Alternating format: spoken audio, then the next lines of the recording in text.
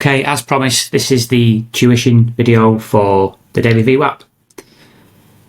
So let's get into it. So if we go to chart settings, that will bring up the chart settings. And to change the symbol is the futures per £1 futures. So if I double click on this if I press select, you can see that every 3 months the contract is renewed. So at the moment we're on this contract here, March, and then the next one will be June and September. When this expires, when March expires, you'll get a warning on your share chart to tell you to roll over the contract. So you just click yes, roll over, and apply it to all charts. And then the symbol will change in here.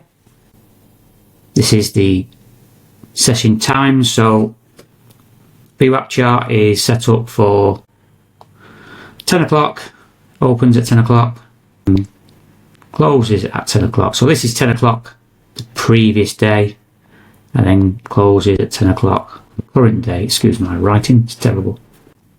Then we've got bar period.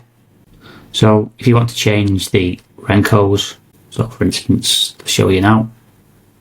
Oops. So we're on 631 at the moment.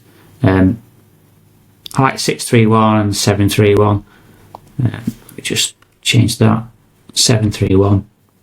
Press OK, and you'll see we'll now get less Rencos on this chart here. Go back to chart, left click chart settings, double click here, back to 6, press OK, and then it will change to more Rencos like that. Back to chart settings, let's go to chart drawings. So if I wanted to put a drawing on this chart, and I wanted the drawing from this chart to copy to another chart, so for instance if I drew something here, I'll show you to do drawings in a second. If I drew something here and I wanted that to cross over to a AM chart or another chart, this is the number from the other chart I would need to put in. So let's say for instance, let's say my AM chart is number 4.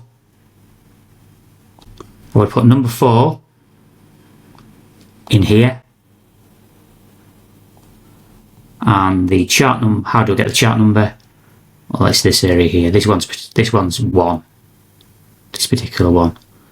So just to explain that again, if I wanted to copy a chart drawing on here to another chart, I would locate the chart number from the other chart and put it in here.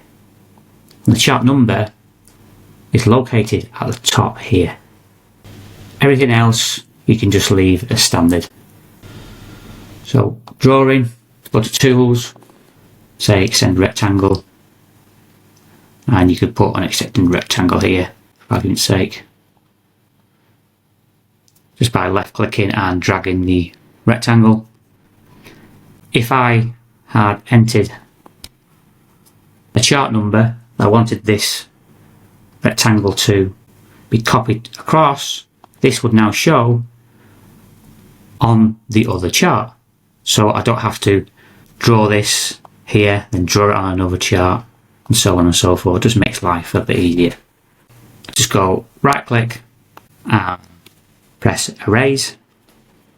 If I wanted to change the colour, there's 2 ways of doing it. I can do it here, change it to yellow, or I could right click on it again, go to chart properties, And I can change the colour here as well. Select any colour I want, blue say, and then I can change the transparency.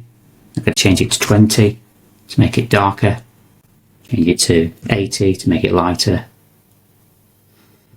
I can also change the outline of this rectangle here, so I can just go on here, change it to whatever I want. For argument's sake, let's go for yellow. It's okay. You can see now this line is yellow, and I can change the thickness of that particular line just by going up and down like that. If I wanted to show the price of this rectangle, I would press show price levels. Let me just do that different colour so you can see it. There you go. Now I can see the price levels within that rectangle. So you can see the anchors here. The anchors are 1.2708 and 1.2714. That's the high and the low of this particular rectangle I've put in. I don't use any of the other configurations, but you can play around with it, whatever suits your eye. But I don't bother. So get rid of that. Get rid of that. Press OK. Right click on the drawing. As you say, you can lock the drawing if you want to. And make sure allow copy to other charts is ticked. That's to ensure that whatever you put on this chart is copied to the other chart you have put in on the chart settings, as mentioned before. You can modify the text. Go here, just put hi, press OK. This will then show on this rectangle. Just get rid of that for now. Make that drawing. Just right click on the chart, go to study settings, and we've got all our studies in here.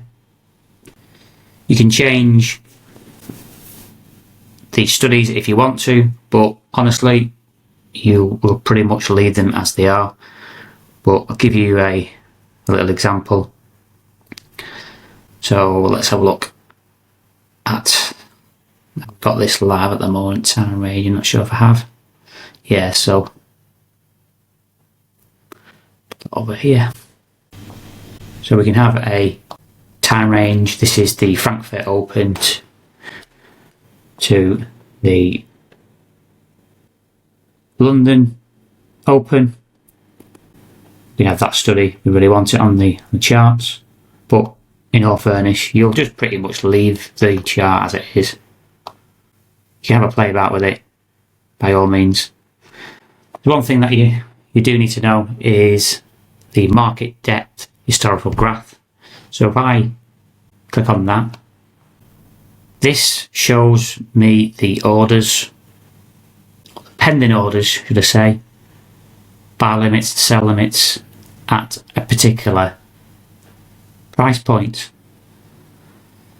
And you can set up the minimum or maximum quantity you want to be showing. So if at the moment it's got 130, so any order that's placed on the depth of market as a pending order of 130 or more will show up on the Vwap chart. So if I reduce that to 50, I'd expect to have some depth of market. Let me just unhide the study, apply. So you can see how confusing it can get if I have all these price levels with 50 on. So let's go to 130, press apply. That cleans it up a little bit more. Go a little bit higher. Okay, usually around about 150 is probably around about a good mark for pound. Okay, looks like we've got a lot of orders today. So you just have a bit of a play around with this until you get something that not going to clog the chart up and give you some levels which we could possibly trade off if we've got other confluences, as I always mention. So you can see there's been some orders sat here, the depth of market. It just saves you flicking through to the depth of market, and you can see here there's a nice strong level here. So that means there's an order here of 170 contracts as a sell limit, or it could be somebody actually taking profits at this level here. Buyers who have got in here taking profits, they would then become sellers. I don't really look at the depth of market, like I say, because we've got the footprint, but I'm going off on a tangent, just trying to show you what everything is on the Vwap chart, or the important bits on the Vwap chart. I'm going to show you another tool which I've not mentioned yet, while we've got the tuition on how to use the Vwap chart. So right click, go to study settings, and we want to go to the Midas Vwap. Select that. And what is the Midas Vwap? What do we use it for? Let me just, it's okay. Right click, want to bring my crosshairs up.